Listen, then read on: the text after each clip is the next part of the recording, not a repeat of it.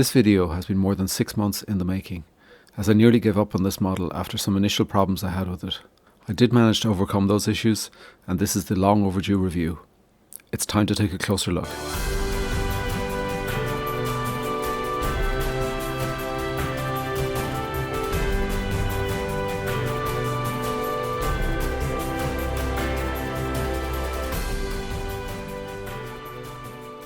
Hi, thanks for joining today's review. So the first thing we're going to do is a short unboxing of the 2-car set. We'll then do a close-up view and a 360 view. That'll be followed by a running session under DCC, and then we'll get into the summary and scoring. Now, as part of the summary, I will cover off those issues I did find with this model initially and what I did to resolve those problems. Okay, let's get underway. So today we're taking a look at a 2-car EMU. It's the Class 4 416 from Bachmann. And so we'll just check and confirm the number we're looking at here. It's the 31380. It's in this blue-grey Network Southeast livery. So there's a Network Southeast branding there. We'll see that when we take it out. It comes DCC ready, and it has internal lighting. So let's interested in this because I'm always like my DMUs, and this was available at a very reasonable price as well. So interesting to try this out now. So we'll take it out of the box and we'll take a look at it, and let's take a bit of a closer look. So here we've got the 2 cars in the individual boxes. This one looks like a power car, so we'll take a look at this one first. And again, the standard type packaging. A little bit of weight in this guy, so you can see it's the power car. No real extra detailing here, just the couplers which have the power, so there's little wiring in those couplers. So that's what would be a spare set of those, which is no harm. Okay, there's a bit of weight there. I'll take that out. Okay, so this is very detailed. Wow. Look at that. A lot of detail underneath the body there. You can see the pickups on both bogies, which is great. There's a drive on this bogie. Some nice weight. So this thing, I expect this could be a pretty nice little runner. It's a nice little front there. Very good look to this. It looks really nice looking wagon here, our power unit. See the seats inside. We see the driver's area. A little bit of detail in there actually. So if you go around the far side, I can kind of see some detail in the driver's area. Overall, quite pleased as the Network Southeast branding just added there. That was before these coaches were actually repainted. You'll see the little black branding added to an existing blue and grey sort of livery before they fully re-liveried these. So there's that pickup for the third rail there. So overall, this looks and feels really good. It's just normal buffers. They're not spring buffers. So overall, and you can see the power pickup there to do the lighting control for the second car. So that looks pretty good. And let's take a quick look at the second car. So far so good. This guy is quite a bit lighter, which you'd expect. So let's take a look at this guy. And yeah, he's pretty light. So you'd expect a lot of detail underneath. So just need to be careful with these because you could easily touch that in some way or damage it. Actually, there's less detail on this than there is on the power car. But again, the nice bit of detail there around the rear. Those horns up top there, and they're like metal handrails on there. Yeah, they are. We've got stickers, smoking stickers across the different compartment there. Again, you got pickups here for the lights, with the actual control coming through the connector to the other coach, which we have here. Now these do actually have couplers at either end, so you can hook these together, or you could hook them to other coaches. I'm not sure if we've seen configurations like that in reality, but the there is an extra option there, which is kind of interesting.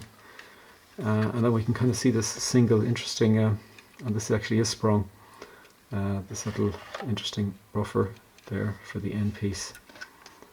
Yeah, it's on the second coach, so that's kind of interesting. That's a little spring in there, and the receptacle then for the connector for the DCC control.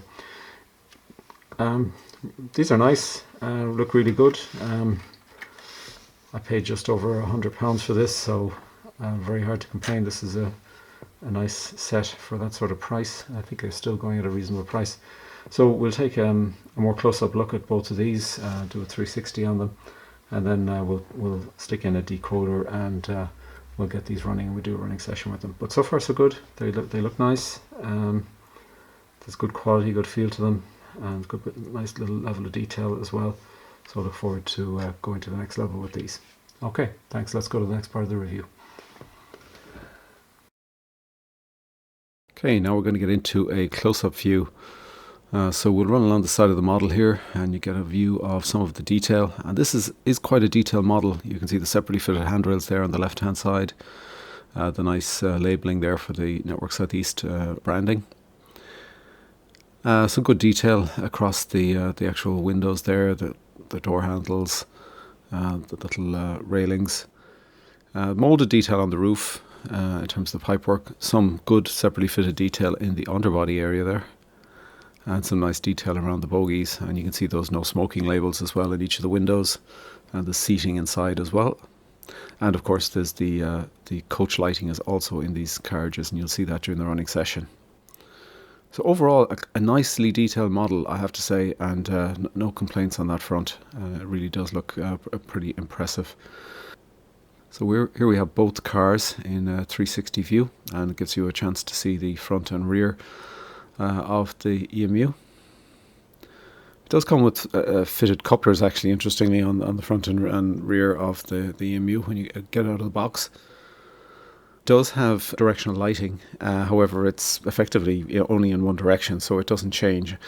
And that has to do with the fact of the actual legends that sit in front of the lighting. So obviously it would have been quite a challenge to replicate those on either side of the EMU, so they are fixed, and so effectively this is a unidirectional lighting, if I put it that way. You can see the single buffer there as well that runs between the two cars. Interestingly, only a single buffer, and you can see the drawbar, and you get a spare drawbar as well. That's got electrical connectivity in it as well to control the lighting. So overall, it is actually a nice looking model, I think, and I think when we see it on the track and we see it with the lighting, it actually does look nice as well.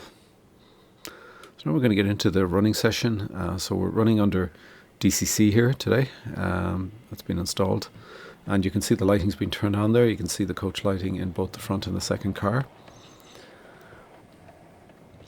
And this is a really good runner. Once I sorted out my problems, I found it a really good runner under DC, and also a very excellent runner under DCC once I made some changes and adjustments, and I'll talk about those a little bit later on. So it gives you an idea. I've darkened this side of the layout so you can see the lighting a little bit more, and we're going to speed it up pretty quickly so you get a view. Now this model actually does run quite fast, and when I did the running session, I hadn't actually tuned down the CV settings to adjust the maximum speed. So while it does have a prototypical speed of 75 miles an hour, it does actually exceed 80 miles an hour in this running session. So forgive me for that. And I have done some adjustments, and I will put the recommended CV settings in the description. So if you've got a similar decoder, you can use those settings. Really smooth overall. I'm slowing down now, so we're going to bring it to a stop in a while now. And really enjoyed running it, actually. It's one of those models that's sits on the track really well, and very responsive to the DCC control, and so a very nice model. And then the lighting as well obviously really add to that. So I'm just going to bring it to a stop now. And that number at the front is illuminated. So overall a very nice running session, and a nice running model. Okay, so now we're going to take a look at the summary. So we've been reviewing the Bachmann class 416, which is a 416/2 actually. It's a 2-car EMU set. There are 2 variants of this available, the 31380, which we're reviewing here, which has got the Network Southeast branding on it, on top of the blue-grey livery. And there's the 31381, which has actually just got the blue-grey livery. It doesn't have the Network Southeast branding, but they're identical models. It comes 21-pin DCC ready in the power car, and the extra features are that single sprung buffer that sits between the 2 cars. It's got this unidirectional directional lighting, if I want to call it that. It's got the coach lighting function in both cars, and it's got a lot of separately fitted fine detail as well. The unbox weight for the power car is 370 grams, which is a pretty good weight, and you do kind of notice that, and I think the running performance reflects that. And the dummy car is 154 grams. The maximum scale speed, and this was without tuning CV5, just at the maximum value, is actually 110 miles per hour. So it's a fast runner, and you do need to tune down your CVs to just get a more prototypical speed. And I'll put the details of the CV settings in the description. And the maximum current at the maximum speed is 170 milliamps, so it's not excessive.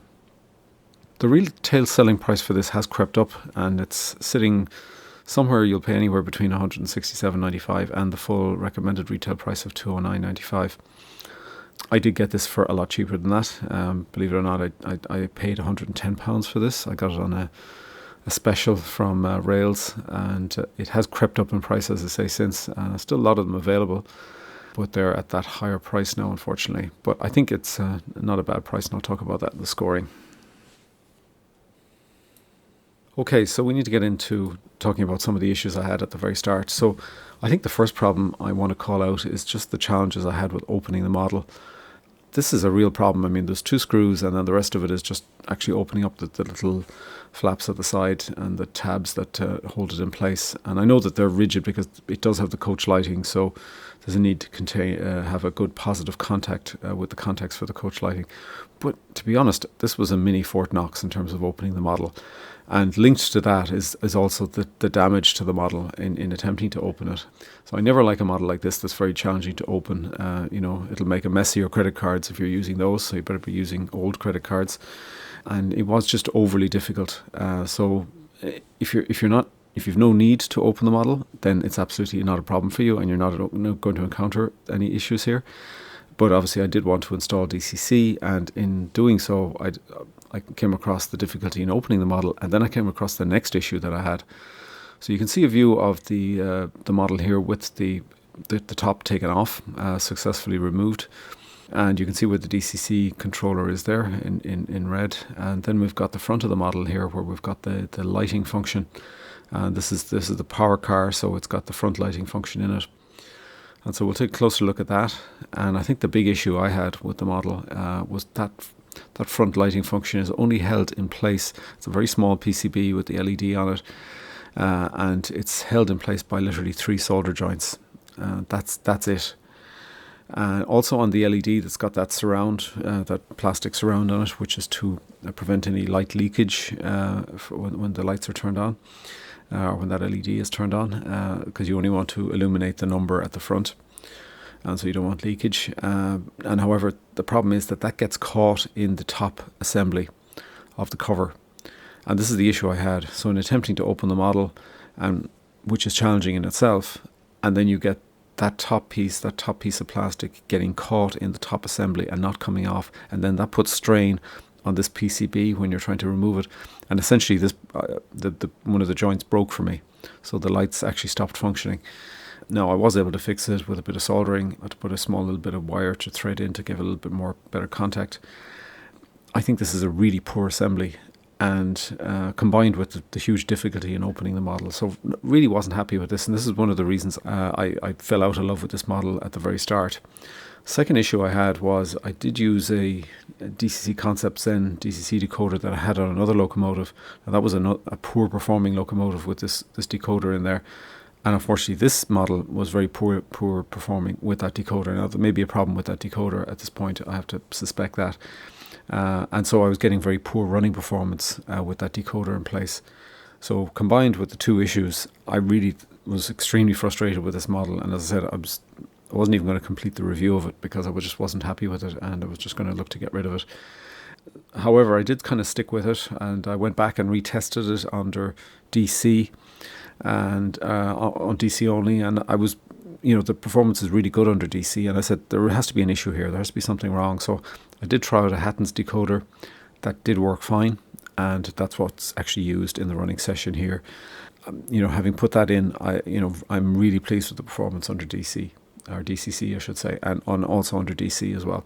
So decoder issue and that issue with the PCB, which I'm putting down as a quality issue, a manufacturing design quality issue, they're the two big things I was not happy with. Now, there's also limitations in terms of the directional lighting. As I mentioned, it's effectively unidirectional, so it doesn't change when you change direction. You're going to have a red light. The tail red light will be what you see when you change direction. It's not going to change to a white light with a number or anything like that. And also there's a single control that controls the coach lighting and the directional lighting. And apparently I think this was some sort of a manufacturing defect at the time, that these two things were shorted together, and they were supposed to be separate apparently originally. So I've read that in a few articles. That's not a big deal at the end of the day, but sometimes it is nice to be able to control the coach lighting, because you may want to turn it off in certain situations. So that's really the problems I encountered. As I said, I was able to resolve them eventually. I was able to fix the front light. But, to be honest, I wouldn't be happy to open the model again now, because I would fear if I did open the model again, I could similarly have issues opening it. I could have another occurrence of the breakage that I found with that front PCB. So that's not really very good. But thankfully, I'll say I'm happy with the DCC controller at this point, so I'm not going to go near the model again. But just something to watch out for if you get it new. Some people may have no problem at all, depending on the, I suppose, manufacturing tolerance, on the angle of that PCB. Because if that angle is off, it will catch. If it's in the other direction, then it might not catch at all, and you might not have a problem when you're opening it. So this is probably not a general issue, but I think it is an issue that certainly it hit me, and I have to believe it could affect other people as well. So please let me know in the comments if you've had this model and you have opened it, or would be interested in hearing your feedback. And please put that in the comments. So these are the problems I had. So let's get on to the scoring. In light of these, let's take a look at what the scoring is based on this. So I'm going to give the running performance a 4.5 star. I think it is very good. I think it's good under both DC and DCC. I think it's a very satisfying model to run, so I think no complaints on that front. I think the appearance and detail is actually very good as well, and hopefully you've got to see that from the close-up views. And I think it is a very nice, high-quality model, good weight in the power car, and it looks well on the track, runs well. So 4.5 star again for the appearance and detail. I think the extras and variants, you've got the coach lighting feature, which I think is a very good feature, and obviously you do have directional lighting as well, and you've got a little bit of extra added detail, and you've got a variant in terms of the non-NSE branded version of this as well. So a 4 star for that. I'm taking the score in terms of that PCB manufacturing design issue. I'm taking that from the build quality and packaging score, so I'm only giving a 3 on that. It should be higher, but I cannot give it higher because of that particular issue. And for anybody who needs to open that model, that is a potential problem. If you never need to open that model and you're a DC only user, well then, you can take this as a 5 star because it's never going to affect you. But obviously, if you're going to open that model at any point in the future, you run the risk of encountering that particular issue from a design flaw perspective. I think price value at that kind of 165, 170 range, I think is a 4 star. I think the 209 level, it's more of a 3 star, 2.5 star if you're paying the full recommended retail price. For the price that I paid for it, it was an absolute steal, a 5 star steal at £110. But that was really a very limited offer. So I think if you're going to be able to get this for 150, 160, 170, that sort of range, I think it's good value. I think it's a nice model. It's well worth that sort of price, particularly by today's standards, because I think there has been some price inflation in models of late. I think that's an okay price. So don't be worried by the fact that you're going to pay a bit more than I paid. I got a particularly good offer at the time, and I did go through a bit of pain with the model, but I'm happy with it. So overall, I'm giving this a 4 star, and really it should be a 4.5 star. I'm just docking it because of that particular issue. It is an excellent performer, nice level of detail. For a DC user, it's absolutely excellent out of the box. You don't need to do anything with it, with the lighting and everything pre-fitted. If you do need to install DCC, then you run the risk of having some breakage potentially, and you've got those challenges getting into the model, which isn't good, and you're going to have to fix them if you do obviously break that. And I think it is worthwhile looking around for a good price. And as I say here, this is a model I'm actually staying with. I'm actually quite pleased with it. I like running it, and I'm going to be staying with it. So it is a recommended rating. Could be a little bit higher if we hadn't got that particular issue. There's lots of them out there. I think it is a pretty popular model. I think people like this type of model. And as I say, if you're a DCC user, watch out for that issue when you're removing the body. A little bit of care, you mightn't run into the same problems that I ran into, and then everything should go okay for you. In terms of the decoder I was using, I'm going to really write off that DCC Concepts decoder as probably a faulty decoder, because the previous locomotive I had it installed in also had poor running performance. So nothing against DCC Concepts here. I'm not doing a review of their decoders, but the Hattons decoder runs well, and the CV settings are in the description if you want to use it. Okay, very nice model. Hope you enjoyed the review, and hopefully see you on the next one. And thanks for joining today. And in the meantime, happy modelling.